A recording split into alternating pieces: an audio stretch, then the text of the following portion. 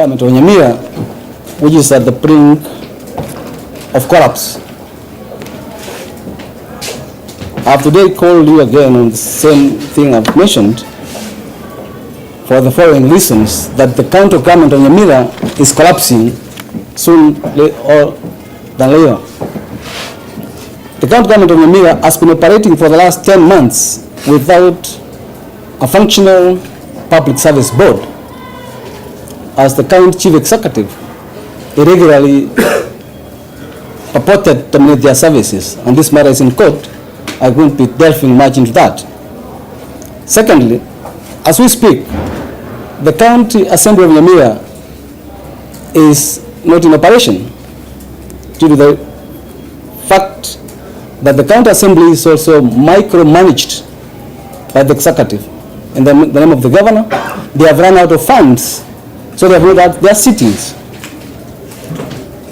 Since the inception of the county government of Nyamira 2 years ago, the governor of Nyamira, John Obiero, has run the county affairs as a private company without effectively involving other players and stakeholders, more specifically members of parliament and my office. The governor of Nyamira has, with blatant disregard of procurement procedures, procured commodities and essential goods to institute other proceedings. And the people of Nyamira, the taxpayers of Nyamira, to the extent that most of those commodities, for instance, the procuring of Subaru legacy cars, you are aware those cars where they are supposed to be used, to be used by the executive and the chief officers. This matter I raised 1 year ago, and there is no mitigating factor as we speak. The same governor procured non-script ambulances at a cost of 54 million shillings. Some of those ambulances are not assisting the people of Nyamira as we speak. The said governor has also procured equipments called tractors and earth movers at a cost of 230 million without laying the basic foundation of the cadre and the workforce for the said equipments. This has caused a lot of loss for the people of Nyamira, as some of those tractors procured over 6 months ago are broken down and repairs cannot be procured. The said governor of Nyamira procured a non-script CT scan X-ray at a cost of 74 million without following the due processes. The tendering processes were not followed. To make matters more worse, you are aware that Nyamira borders Kisii County. The level 5 hospital at Kisii County has the same facility.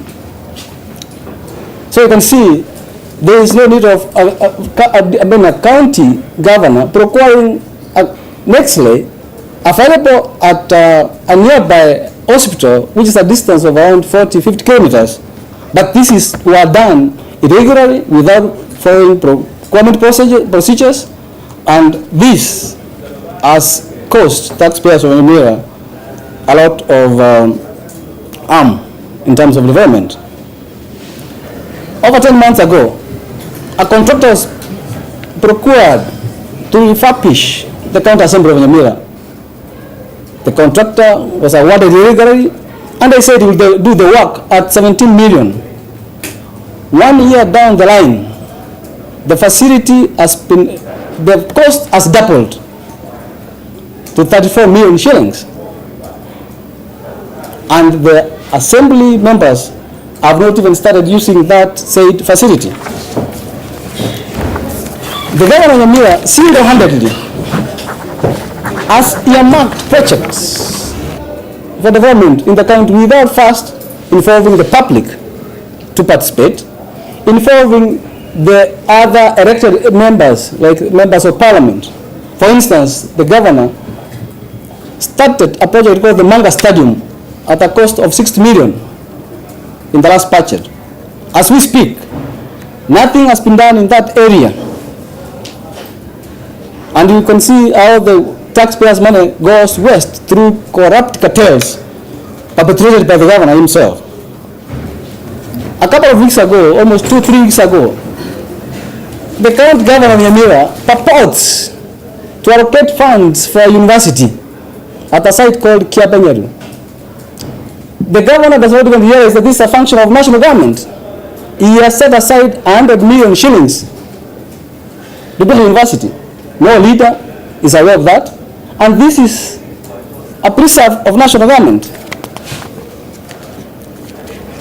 Over 6-7 months ago, the governor of Nyamira was posting that he's done 220 kilometers of roads.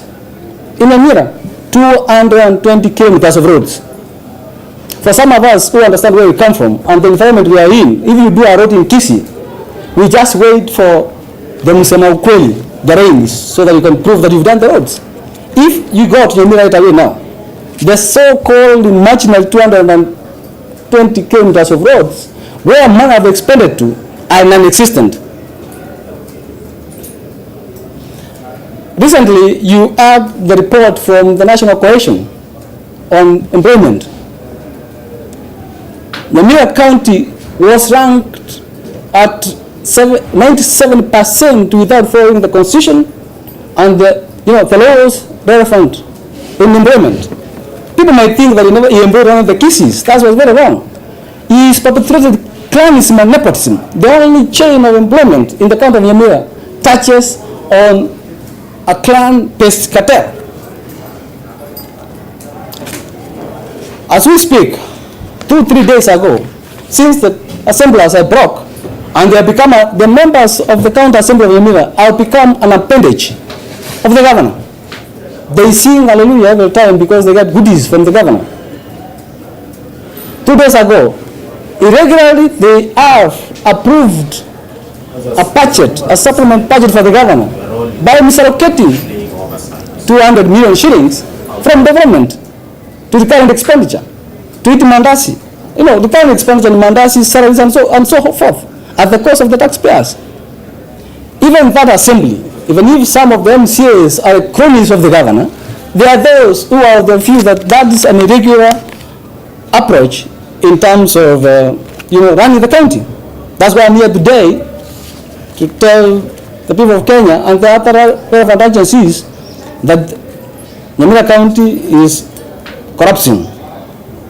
I must also fault the national agencies like the Auditor General, who sends people to the county and they become a cartel. There are many petitions, there are many letters which have been sent to the Auditor General for investigations. But the people sent there have become cronies of the corrupt cartel. The EACC officers based in Nyanza are beneficiaries of these corrupt dealings. That's why, as the Senator of Nyamira, whose singular role is to protect and defend that county, must come out today and start a process of stopping the wastage of the taxpayers of Nyamira. I'll be therefore moving very fast in due course to bring relevant petitions to the Senate and consult other stakeholders, which may even require us to procure an independent audit of all those issues going on in Nyamira. So I don't have much